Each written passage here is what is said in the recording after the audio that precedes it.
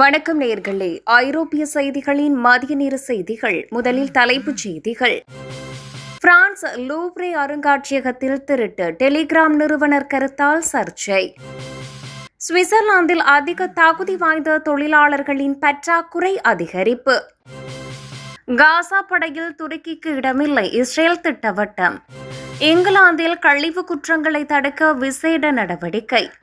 அணையை தாக்கிய Ukraine drone, ரஷ்ய படைகளின் தொடர்புகள் துண்டிப்பு. ஐரோப்பாவின் கிழக்கு பகுதி ஆபத்தில், அச்சத்தில் நாடுகள். நெதர்லாந்தில் இன்று தேர்தல், கடும் போட்டி, நிச்சயமற்ற வாக்காளர்கள். உலக நீதி திட்ட அறிக்கை, ஐரோப்பிய ஒன்றியத்தில் சட்ட விதி குறியீடு சரிவு. இனி விரிவான செய்திகள். பிரான்ஸ் லூவ்ரே அருங்காட்சியகத்தில் திருட்டு, டெலிகிராம் நிறுவனர் கருத்தால் சர்ச்சை. பாரிஸ் லூவ்ரே அருங்காட்சியகத்தில் திருடப்பட்ட நெப்போலியன் காலத்து நகைகள் தொடர்பாக டெலிகிராம் நிறுவனர் பாவில் துரோவ் தெரிவித்த கருத்தால் சர்ச்சையான நிலைமை ஏற்பட்டுள்ளது. கடந்த வாரம் பாரிஸில் உள்ள லூவ்ரே அருங்காட்சியகத்திலிருந்து பட்டப்பகலில் சுமார் 180 மில்லியன் யூரோ மதிப்புள்ள அரச நகைகள் கொள்ளையடிக்கப்பட்டன. இந்த சம்பவம் உலக அளவில் பரபரப்பை ஏற்படுத்தியது. இந்த கொள்ளை சம்பவத்தை தொடர்ந்து திருடப்பட்ட நகைகளை மீட்டு அதை அருங்காட்சியகத்துக்கு மீண்டும் நன்கொடையாக வழங்குவதாக அவர் குறிப்பிட்டுள்ளார். அவ்வாறு வழங்குவதில் தான் மகிழ்ச்சி அடைகிறேன் என்று அவர் தனது வலைதள பதிவில் தெரிவித்திருந்தார்.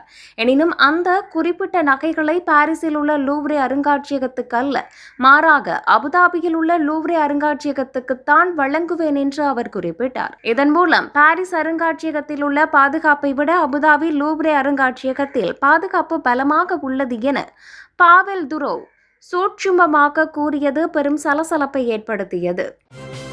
சுவிட்சர்லாந்தில் அதிக தகுதி வாய்ந்த தொழிலாளர்களின் பற்றாக்குறை அதிகரிப்பு.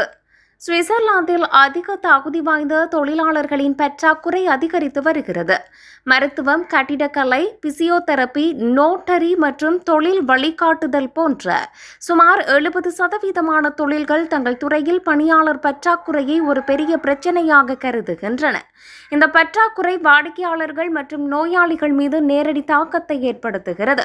நீண்ட காத்திருப்பு நேரங்கள் மற்றும் நோயாளிகளுக்கு சிகிச்சை அளிக்க மறுப்பது கூட ஏற்படுகிறது என்று சுவிஸ் லிபரல் தொழில் சங்கம் செவ்வாயன்று வெளியிட்ட ஒரு அறிக்கையில் தெரிவித்துள்ளது. சுய தொழில் செய்வது இளம் பட்டதாரிகளுக்கு கவர்ச்சிகரமானதாக மாறி வருவதாக செய்திக்குறிப்பில் குறிப்பிடப்பட்டுள்ளது. இந்த பற்றாக்குறைக்கு சிவில் சேவையில் ஒப்பிடக்கூடிய பதவிகளுடன் அதிகரித்து வரும் ஊதிய இடைவெளி மற்றும் அதிகப்படியான நிர்வாக சுமை ஆகியவற்றை முக்கியமான காரணமாக பலர் குறிப்பிட்டனர். காசா படையில் துருக்கிக்கு இடமில்லை, இஸ்ரேல் திட்டவட்டம்.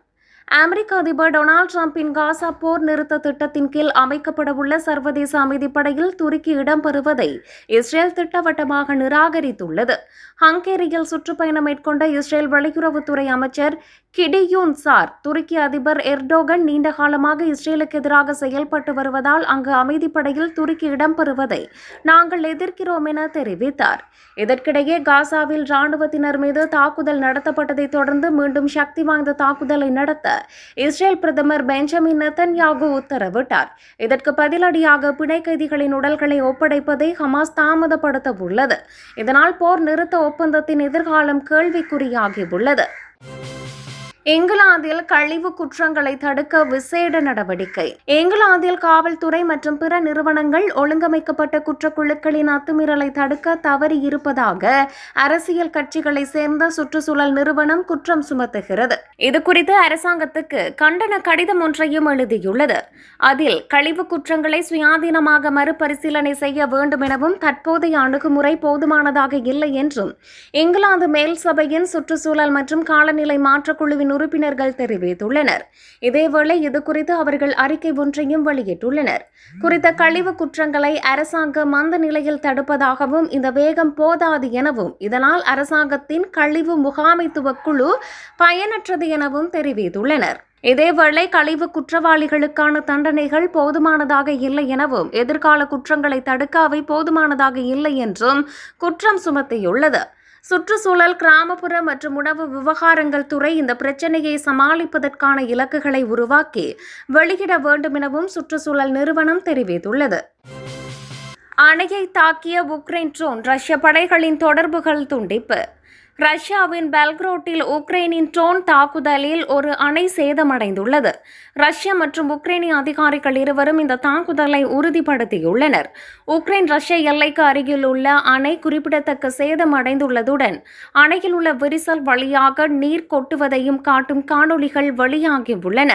நீர்த்தேக்கத்தில் நீர்மட்டம் ஒரு நாளுக்குள் 1 மீட்டர் குறைந்துள்ளதாக ரஷ்ய ஊடகங்கள் தெரிவித்துள்ளன.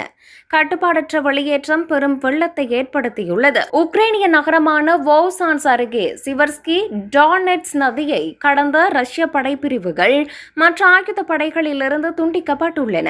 வெள்ளம் ரஷ்ய போர் தளவாடங்களை சீர்குலைத்துள்ளது. பல ரஷ்ய படைப்பிரிவுகள் நம்பகமான விநியோக வழித்தடங்கள் அல்லது வலுவூட்டல்கள் இல்லாமல் ஆற்றின் உக்ரைனிய பக்கத்தால் சிக்கி தவிப்பதாக கூறப்படுகிறது. சில ரஷ்ய முகாம்கள் வெள்ளத்தில் மூழ்கியுள்ளதாகவும் தெரிவிக்கப்பட்டுள்ளது. ஐரோப்பாவின் கிழக்கு பகுதி ஆபத்தில், அச்சத்தில் நாடுகள். தொடர்ச்சியான வான்வெளி ஊடுருவல்களுக்கு பிறகு ஐரோப்பாவின் கிழக்கு பகுதியை பாதுகாப்பது ஆபத்தில் உள்ளது என லிதுவேனியாவின் வெளியுறவு அமைச்சர் கெஸ்டூடிஸ் பட்ரிஸ் தெரிவித்துள்ளார். லிதுவேனியா, போலந்து, டென்மார்க் உட்பட பல நாடுகளில் ட்ரோன்கள் மற்றும் வான் பலூன்கள் ஊடுருவியதை அவர் சுட்டிக்காட்டினார். இது பிராந்தியத்தில் ஸ்திரத்தன்மையை உருவாக்க பெலாரஸ் செய்யும் திட்டமிட்ட கலப்பின அச்சுறுத்தல் என்று அவர் குற்றம் சாட்டினார். லிதுவேனியா தனது வான்வெளியில் நுழையும் பலூன்களை இடைமறித்த வில்னியஸ் விமான நிலையம் தற்காலிகமாக மூடப்பட்டது. பெலாரஸ் மீதான தடைகளை வலுப்படுத்தவும் விமான போக்குவரத்து மற்றும் வங்கித் துறைகள் மீது பரந்த தடைகளை விதிக்கவும் லிதுவேனியா ஐரோப்பிய ஒன்றியத்தை வலியுறுத்துகிறது. ஐரோப்பிய கமிஷன் தலைவர் உர்சுலா வான் டெர் லயன் நமது வானத்தில் புதிய மற்றும் ஆபத்தான ஒன்று நடக்கிறது என ரஷ்யாவின் போர் குறித்து எச்சரித்துள்ளார். ஐரோப்பிய ஒன்றியத்தின் பாதுகாப்பு திறன்களை அதிகரிக்க குறிப்பாக கிழக்கு எல்லையில் பட்ரிஸ் வலியுறுத்தியுள்ளார். நெதர்லாந்தில் இன்று தேர்தல், கடும் போட்டி, நிச்சயமற்ற வாக்காளர்கள். நெதர்லாந்தில் இன்று நாடாளுமன்ற தேர்தல் நடைபெறுகிறது. 4 பெரிய கட்சிகளுக்கிடையே கடும் போட்டி நிலவுவதால் தேர்தல் முடிவு கணிக்க முடியாத ஒன்றாக உள்ளது. தீவிர வலதுசாரி கீர்ட் வைல்டர்ஸின் PVV கட்சிக்கும் பசுமை இடது தொழிலாளர் கட்சி மற்றும் மைய இடது D66 கட்சிகளுக்கும் இடையே முதன்மை போட்டி உள்ளது.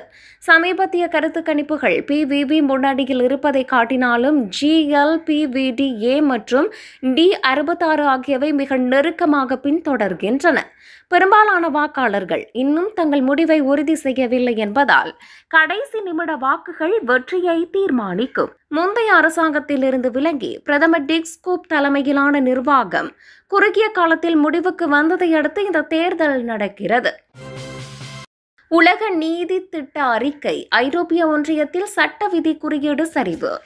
2025ஆம் ஆண்டில் ஐரோப்பிய ஒன்றிய நாடுகளில் 2/3 பங்கிற்கும் அதிகமானவற்றில் சட்டத்தின் ஆட்சி குறியீடு குறைந்துள்ளதாக உலக நீதி திட்டத்தால் வெளியிடப்பட்ட அறிக்கையில் தெரிவிக்கப்பட்டுள்ளது. ஸ்லோவாக்கியா மற்றும் ஹங்கேரி ஆகிய நாடுகள் மிக கடுமையான சரிவுகளை கண்டன.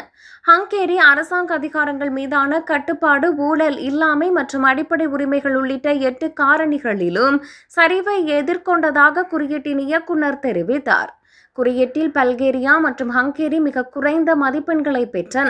டென்மார்க் உலகளவில் முதலிடத்தை தக்க வைத்தது. ஜெர்மனி, ஸ்வீடன் மற்றும் எஸ்டோனியா உட்பட 8 ஐரோப்பிய ஒன்றிய நாடுகள் உலகளவில் முதல் 10 இடங்களில் இடம்பெற்றன.